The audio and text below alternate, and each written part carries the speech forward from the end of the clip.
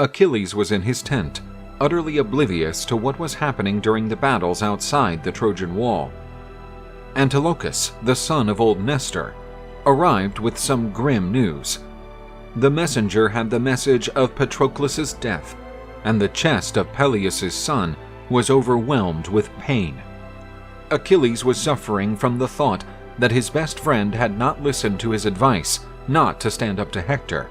Patroclus' negligence had cost him his life. To make matters worse, Hector had taken Achilles' magnificent armor for himself. The weeping hero went to the beach, and his cries of excruciating pain were heard by his mother, who came up from the water to find out what was happening. Achilles told her about the death of his beloved friend and the loss of his armor. He could never get his revenge on Hector disarmed. But Thetis reassured her son and told him that she would return the next day with armor even more splendid than before. With it, he would be able to accomplish his destiny.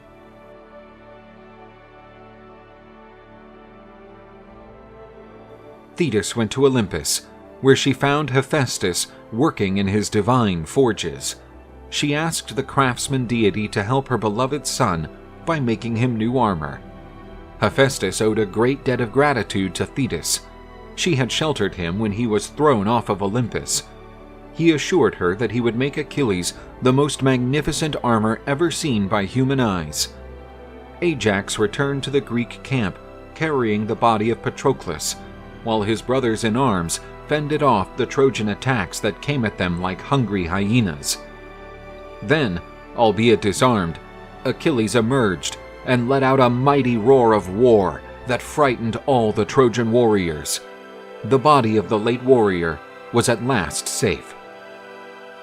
The goddess Hera prompted the sun god Helios to dive into the ocean early, prematurely putting an end to another battle day. She knew that Achilles, without armor, would not be able to lead the Greeks.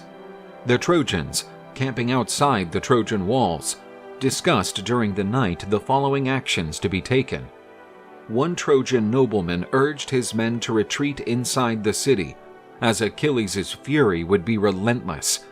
But Hector and other nobles refused to hide behind the walls, as the gods were on their side.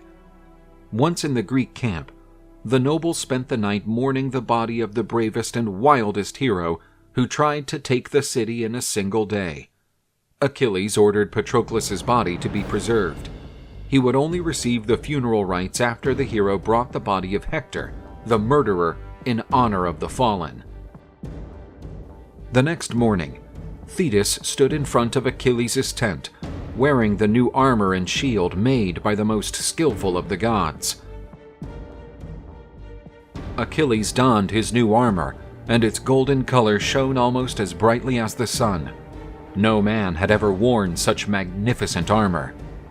Pelides requested an assembly of the Greek nobles, as he had an important pronouncement to make.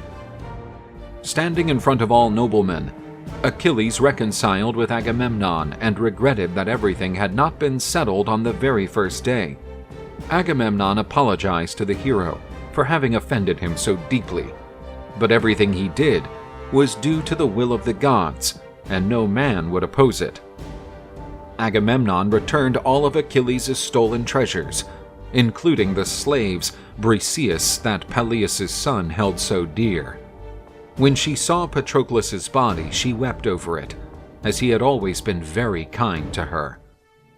Achilles was now leading the Greek army on an assault to avenge Patroclus' death. The Greeks marched confidently with him, as they had the best warrior in the world at their side. Achilles and his men fought their opponents. All those who dared to counter Pelides' rage met Charon the ferryman. Achilles fought with unfathomable anger and took the lives of the Trojans and their allies by the dozen. The gods watched Achilles' anger, and Zeus sensed that, at that pace, the hero would bring the war to an end that very day, and so he released the gods to act upon the conflict in whatever way best suited them. Hera, Athena, and Poseidon sided with the Greeks, while Apollo, Ares, and Aphrodite sided with the Trojans. With the gods on the battlefield, The war returned to the path laid out by the Moirai, the Ladies of Fate. Ares joined forces against Athena, as he was still angry with the goddess for having helped the hero Diomedes wound him. The powerful goddess, employing her sheer strength, threw her brother to the ground and taunted him for thinking he could measure up to Zeus's favorite daughter. Aphrodite stood between Athena and Ares to protect her lover, but Athena landed a powerful punch to the chest of the goddess of love. She fell at Ares' side, and Athena told them that it was the deserved consequence for those who supported the hateful Trojans. Near there, Poseidon teased Apollo to fight, but heard the light gods retort, saying it was not worthy for two deities of their level to fight each other over mere mortals. Artemis, who sided with the Trojans, taunted her brother for refusing to fight his uncle, and said that his bow and arrows were useless. Hera snatched the bow from Artemis's hands and struck her with her own weapon.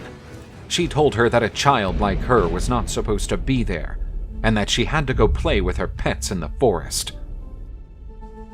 Artemis walked to her powerful father, and while crying on his lap, he asked her who had hurt her.